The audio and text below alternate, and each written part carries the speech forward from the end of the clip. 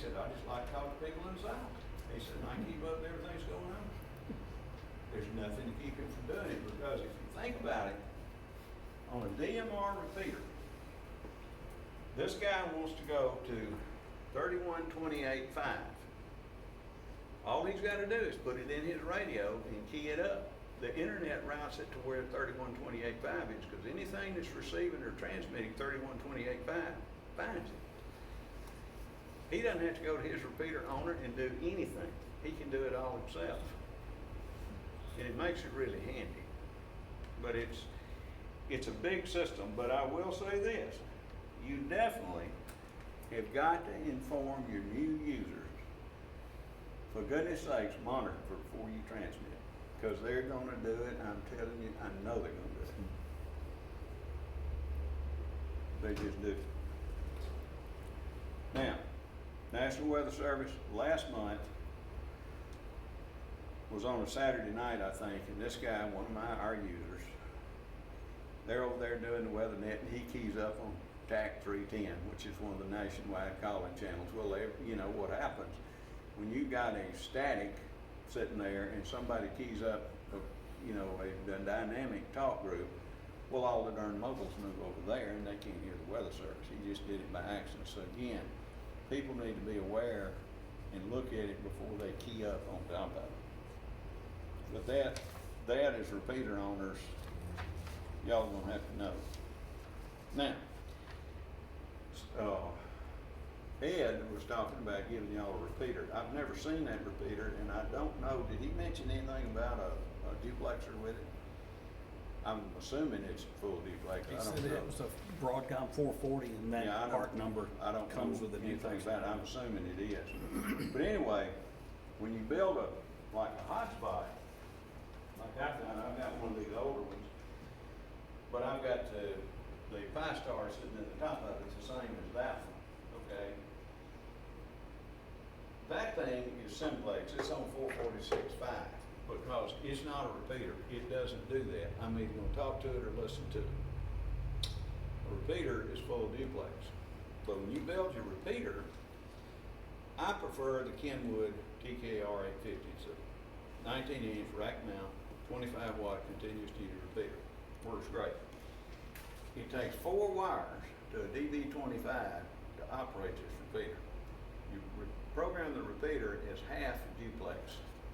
So it's not a true repeater like Otis and I know it, because we have broken the push to talk path and the audio path on it. When it hears, it routes that out to the Pi-Star, which makes the decision what to do.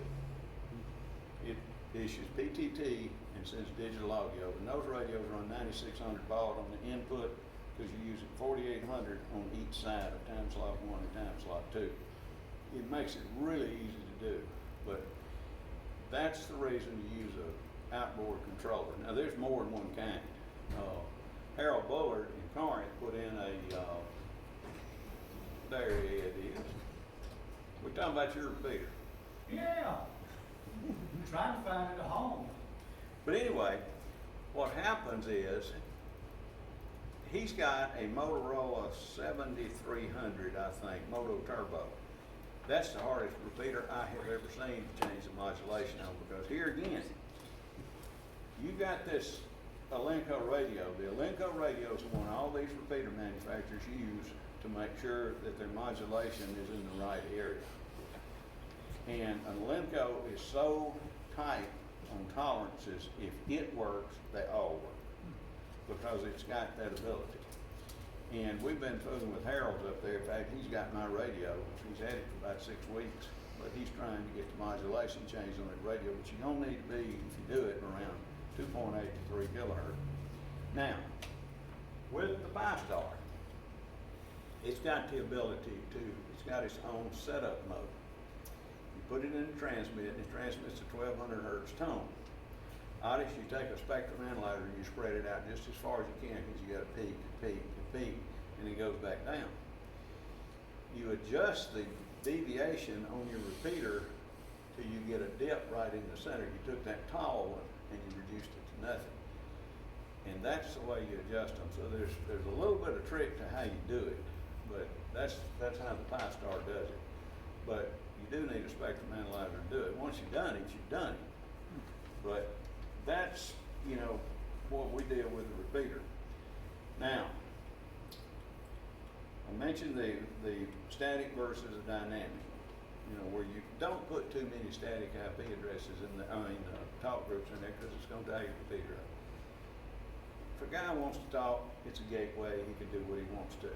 And when he keys it up, it'll operate once it's 15 minutes has passed, if there's no PTT, and it shuts off, and it definitely does it. Whereas we had some D-Star controllers one time, they stay up 10 hours, they burn the repeater down. You know, they didn't work that well. But you're gonna have some repeater hogs that get on and just stay on and stay on and stay on listening to some of these talk groups. Cause you pull up talk group 310, that thing goes all day. I mean, it's just talk, cause it's meant to be a calling channel, but there's talk group 310 through 319. You're supposed to call on 310 and go to one of the others to talk. Doesn't always happen. But I tell you what's really handy is you're out here driving around, and until this network gets built out further, these hotspots are definitely the way to do it. Makes it so much easier. But the static time limit, we run it on 15 minutes. Most people, when they build repeaters, they don't have to, but most do. Time slot 1 is for stuff like your weather service, your emergency services you want. Time slot 2 is for whatever else you want to do. But what you're gonna find is the audio is superb in it, Ryan. I mean, it is.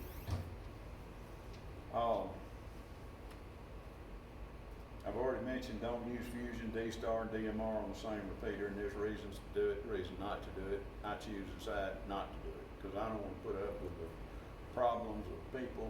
Well, I can't use it because so-and-so's doing so-and-so, and I can't hear them, and I don't know what it is, and I don't even know who it is, you know. I understand that, so I just didn't get into that. But these hotspots, there's a Zoom spot for these systems, and there's a Pi Star. That's how we build them. But there's a whole lot of things you can do with these things. You can look, like I was showing you the bit error rate. Yeah, there's where you were at 1821. But that makes it awful handy to be able to look at your repeater. So, I hope I didn't bore y'all too much, but any questions? What? So Am I gonna program I got a you? radio. What do I need to buy to put in my truck so I can hook up with my cell phone so I can do this? I would buy a Zoom spot, which is, you can get from several of these different places, ZUM spot. And then you buy the Pi Star, but you can buy it all together from them in one little box. Isn't that cute? And all you do is turn on the hotspot on your cell phone. Yeah. That thing talks to it, and your radio talks to that. And it just works like a dog. Because if you got cellular, you got internet. But you can use it in your house on your internet. You wanna sit at your house. You can do it. Oh, I do. Yeah. It both ways. Yeah. I'm just at a spot in my house, just geographically where I am, geographical oddity. I can't hear my own repeater right in that spot. I'm just in a bad spot, and I will when I get the other repeater on. So I use my hotspot. Works great. So, But you can buy that and the Raspberry Pi deal together. Mm-hmm. Who sells that? Where do you? I bought this on eBay. Yeah, you can China. find it there. You'll find it, HRO. Amazon. Who? Amazon. Oh. HRO will sell you a package deal that's already put together. Okay.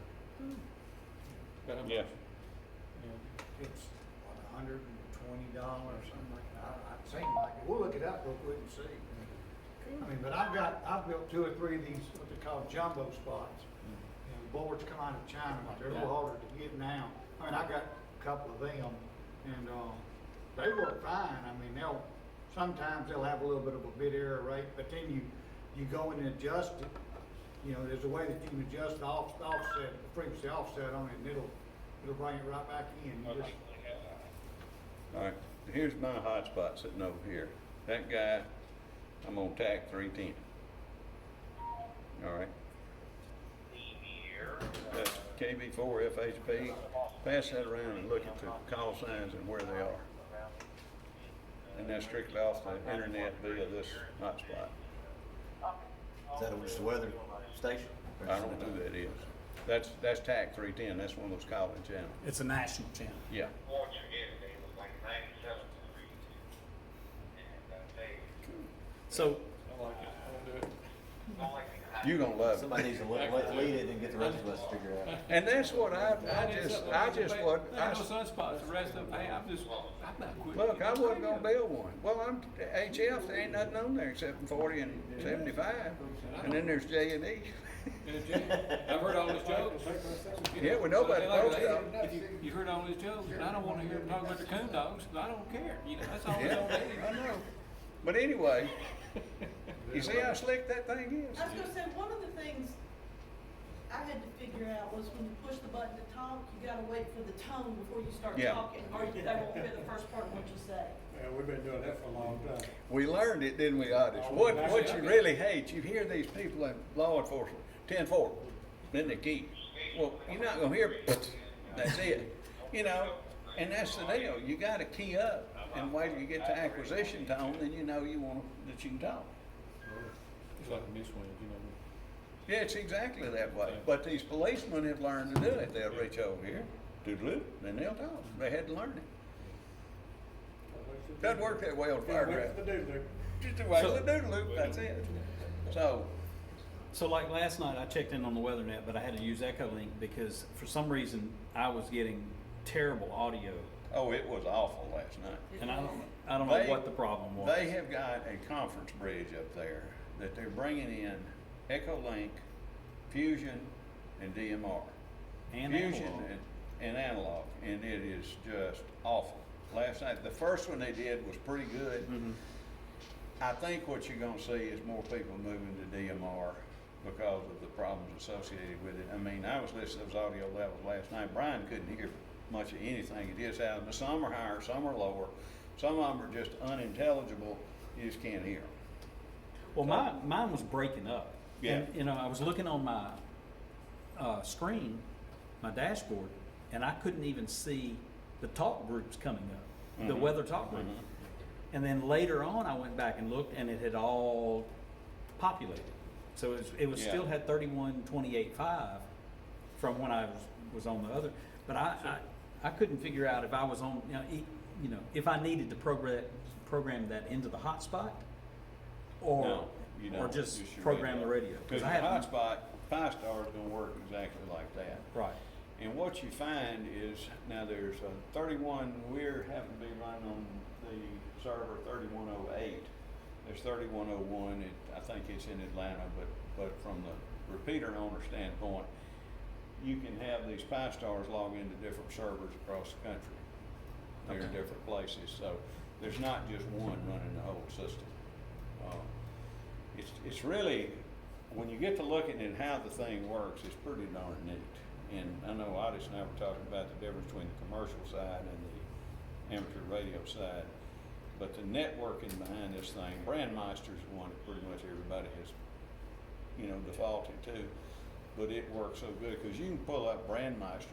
You wanna look at a particular repeater, you wanna look at all traffic, or you just wanna listen, like you're talking about at your house. You can do that with your computer. It's amazing what's out there. But D-Star is quite an interesting network. Nobody over here, there's no D-Star over here, nobody got it. Well, and the big deal with D-Star was, and I was a proponent of it, we put it in. We put in 2 repeaters.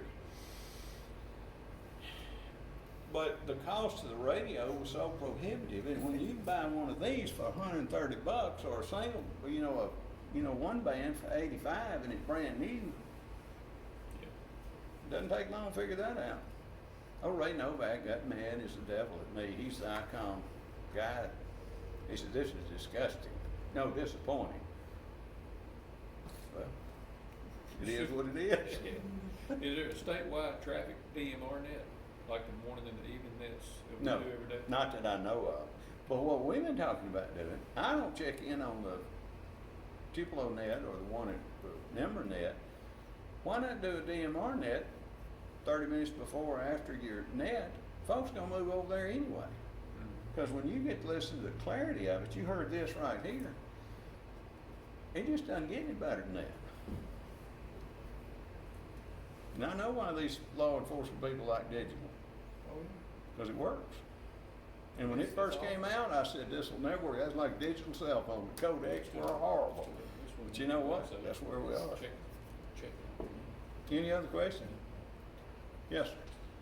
You mentioned when you were out mobile, having a mobile hotspot vehicle, why even have a bridge that's RF within a car? Why can't you just say from a cell phone go through the network to the internet directly? Well, the hotspot has got to have Wi-Fi. And you're gonna talk to your hotspot via RF. You gotta have somewhere to get internet. So that's why we go to cell phone. Now, somebody will build one that's gonna do exactly what you're talking about, but I haven't seen one yet. So there's Now- nothing there's no regulation preventing you from, say, having an app that would connect directly to No, the network? no. Now, Which one of the things? The radio won't talk directly to the internet, you've gotta have the bridge. Right, but if you were saying, Now, for example, just. there's radio one of- completely there's a different neat one equation, right- Use your cell phone directly with software on it. If there is, yes. now, there's also a phase 3 in DMR where you can ride around and the thing figures out which repeater you need to get on.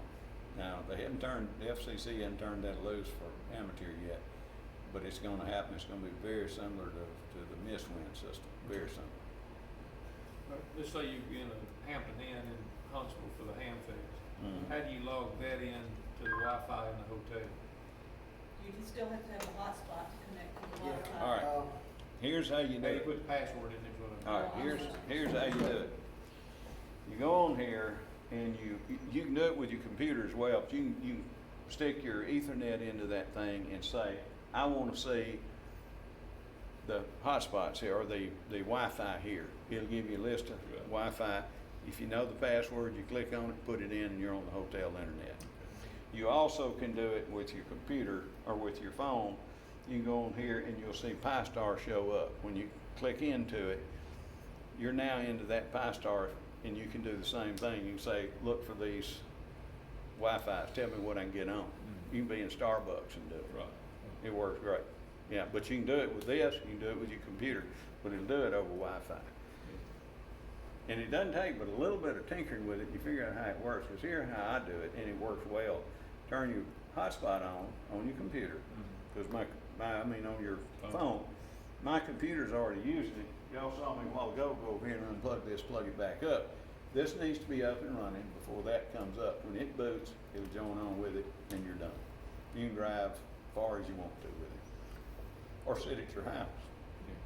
So But basically, the radio's talking to that, not necessarily to the Correct. repeater. That's correct. And it's run through the cell phone system. Yeah, and you pick a frequency just in the 440. Yeah, Yeah. mine's on 446.5. You can go 446, simplex frequency. There's a list up what you're able to use. With the latest software versions, it won't let you put it on the frequency that, because there was a problem with people putting hotspots You're on, right. on some of the frequencies that were uplinks to the satellite.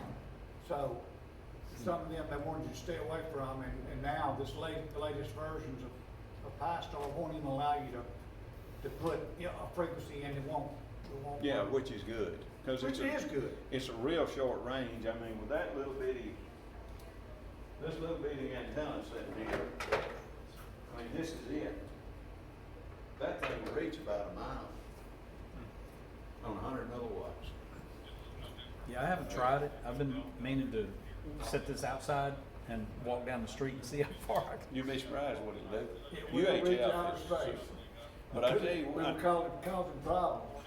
but what I'm fixing to do at Pickwick, where we've got a place up there, I've got a 10-watt repeater built. I'm just waiting on the coordination. I'm gonna put it up there, just a full repeater sitting up there at, we're 250 feet above the water level, just like being on a tower on a hill. And I'm gonna and I've got internet up there, and I'm gonna put a repeater up there. Savannah, Tennessee's putting one in. Now, let me mention this. You're gonna have 147.38 shortly that will be on with DMR. If y'all put one on, or you work out something with Ed, y'all can have one. What is gonna be so nice in a weather event, and we've already got it with hotspot, what's going on west of us? Because primarily our weather comes from that direction. There you go. How many times have we wanted to hear what's going on over there and there is nobody to talk to? Well, there is now. So, any other questions? Thank y'all again for Thank you. having us. and Right. Hope it's been some help. I hope we get it up and running.